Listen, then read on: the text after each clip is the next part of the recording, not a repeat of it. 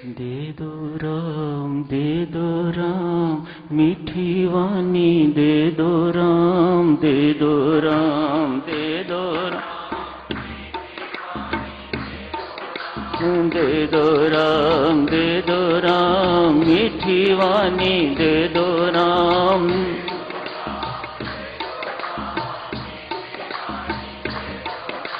दे दो राम, दे दो राम, मीठी वाणी दे दो राम, दे दो राम।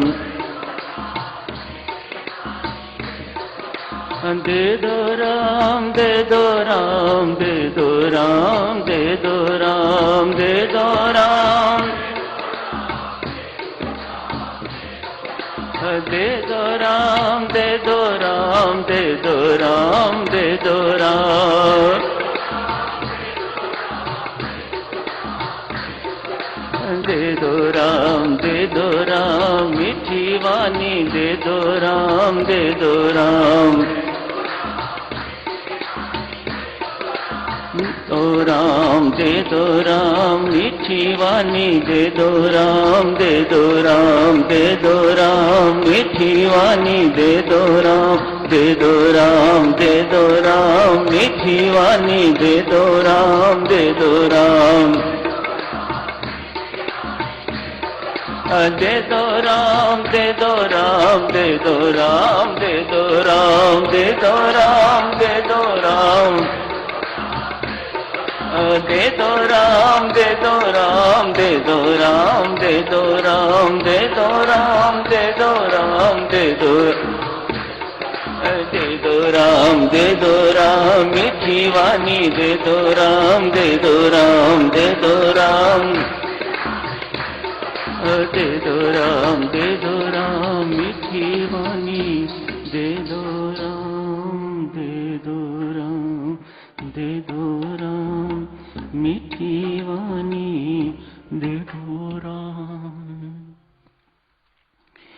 उपदेश मंजरी के अंतर्गत एक एक करके सभी प्रसंग खत्म हुए हैं। आज अंतिम प्रसंग था शिष्टाचार। अनेक सारे प्रसंग साधु उपदेश मंजरी के अंतर्गत आप जी ने पढ़े हैं। सबके सब अनुकरणीय हैं, जीवन में उतारने योग्य। आज स्वामी जी महाराज ने अंतिम पंक्तियों में फरमाया है, मिलजुल कर कर्म करना, हरि गीत गाते रहना शिष्टाचार है। एक शिष्ट व्यक्ति का आचरण किस प्रकार का होना चाहिए, उसे शिष्टाचार कहा जाता है। अभी आपने सबने मिलके श्री अमृतवाणी जी का पाठ किया है, भक्ति प्रकाश का भी मिलकर पाठ किया है। स्वामी जी महाराज ने जो लिखा है देवियों सज्जनों, वह सब कुछ करके दिखाया है। यदि कहा है कि मिलकर कर्म करना चाहिए, हरि गीत गाने चाहिए, तो वे करके दिखाते हैं। अमृतवाणी का पाठ सब मिलकर करते हैं, भक्ति प्रकाश का पाठ सब मिलकर करते हैं, रामायण जी का पाठ भी सब मिलकर करते हैं। ये शिष्टाचार है। अन्य बातें भी बहुत सी कही हैं, लेकिन शिष्टाचार का अंत तो इन्हीं पंक्तियों से किया है। होना भी चाहिए साधु, जहां मेल मिलाप है, एकता है, वहीं मां लक्ष्मी का वास है। जहां मनमुटाव, भेदभाव, जाति के, ऊंच नीच के, अमीरी गरीबी के, बड़े छोटे के, नए पुराने के भेद खड़े हो जाते हैं, वहां कला क्लेश भी उसी मात्रा में जीवन में, परिवार में, संस्था में प्रविष्ट हो जाती है।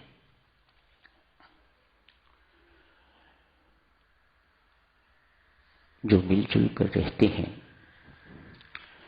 अनेक होने पर भी एक होकर रहते हैं, उसी को एकता कहा जाता है।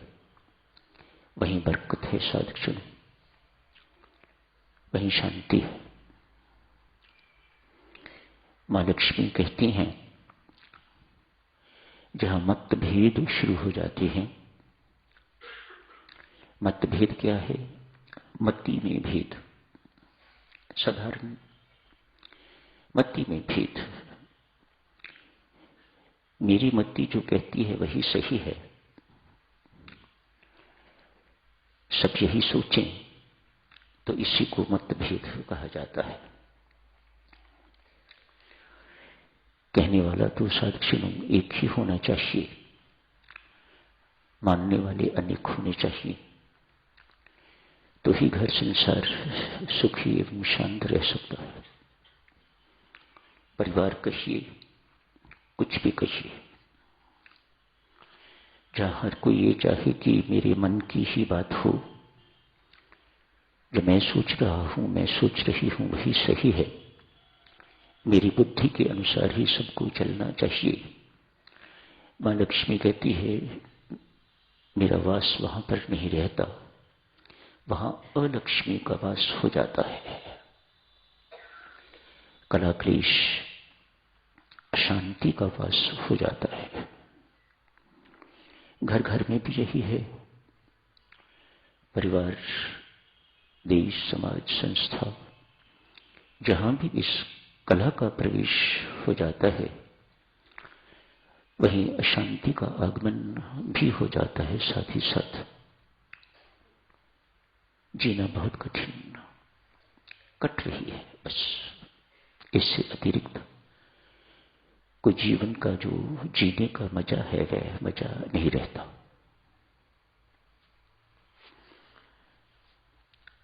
ये स्थान साधुजनों परमेश्वर के पास से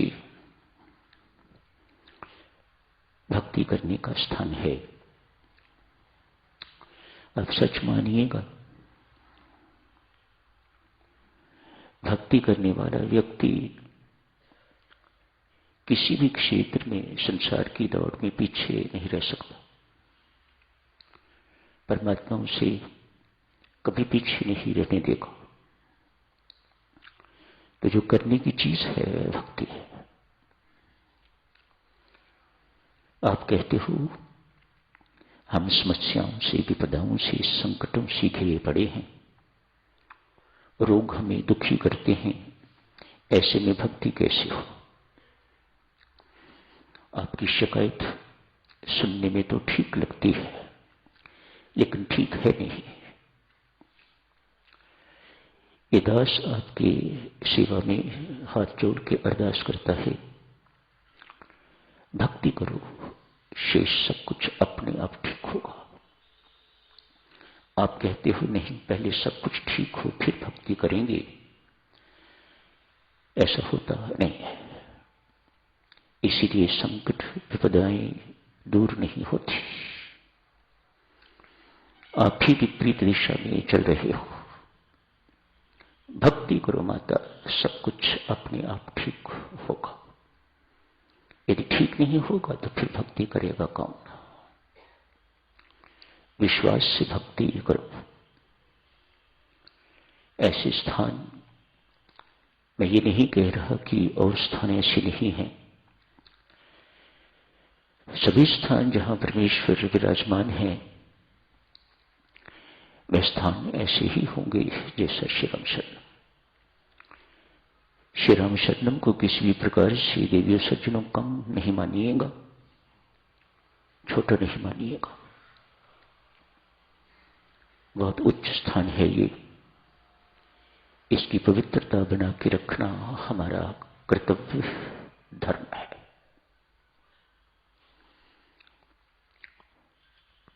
मानो परमेश्वर से जुड़े रहना,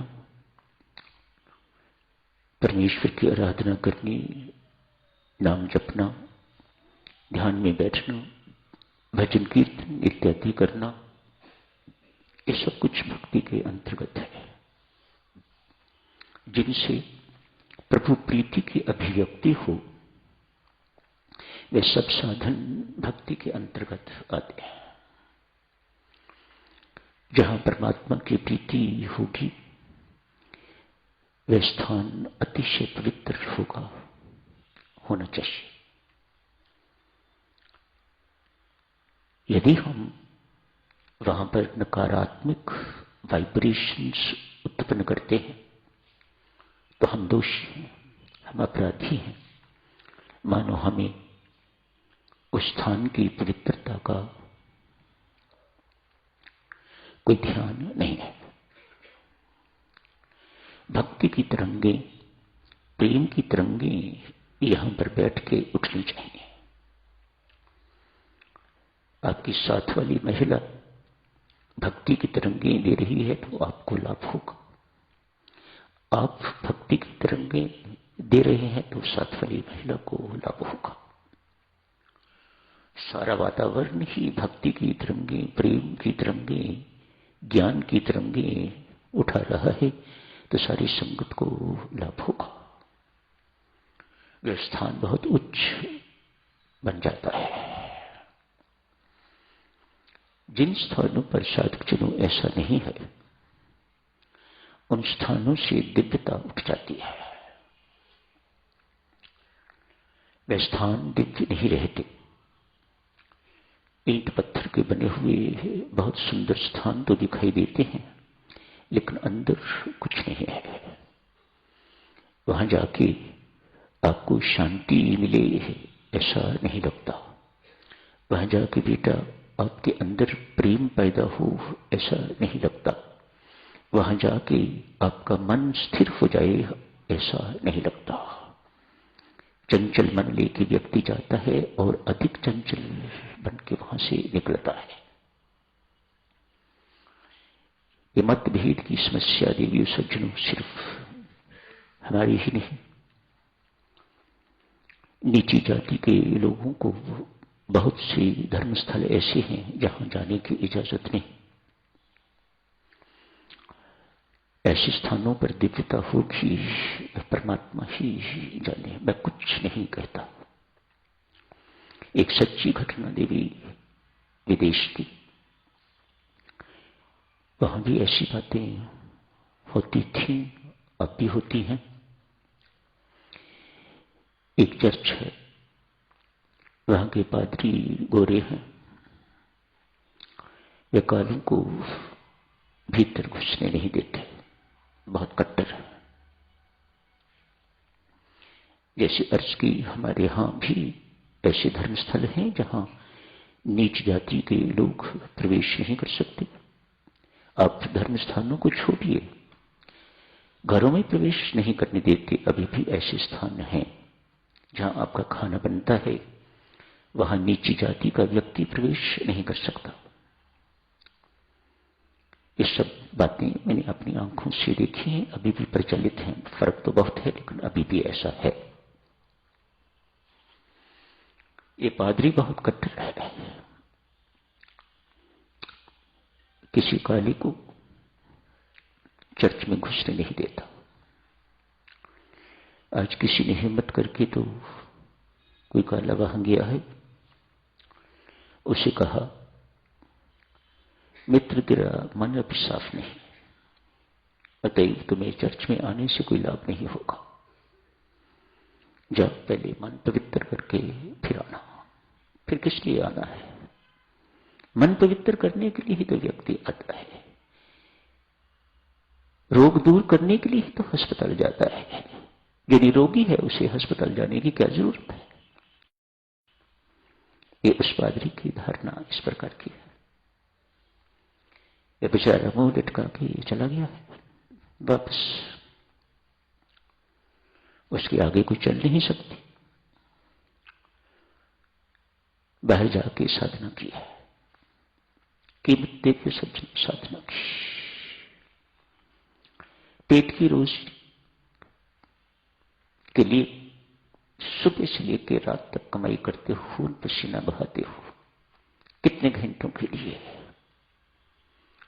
मन की सफाई के लिए, आत्मा की सफाई के लिए कितना समय प्रयोग करते हो? तनिक सोच विचार करो। बात तो उसकी है। इस कमाई से क्या होगा? कल को दुनी दुनी थे, आज लाला दुनी चंद हो गए। बस इससे अधिक तो कोई कमाई नहीं है। इससे आगे तो जीवन में कोई फर्क नहीं पड़ा। मन बिल्कुल वैसे का वैसा ही खोटा है, आत्मा वैसी की वैसी ही मलिन है। मानो अगले जन्मों की तैयारी है। जाके साधना की है, परमेश्वर की कृपा हुई।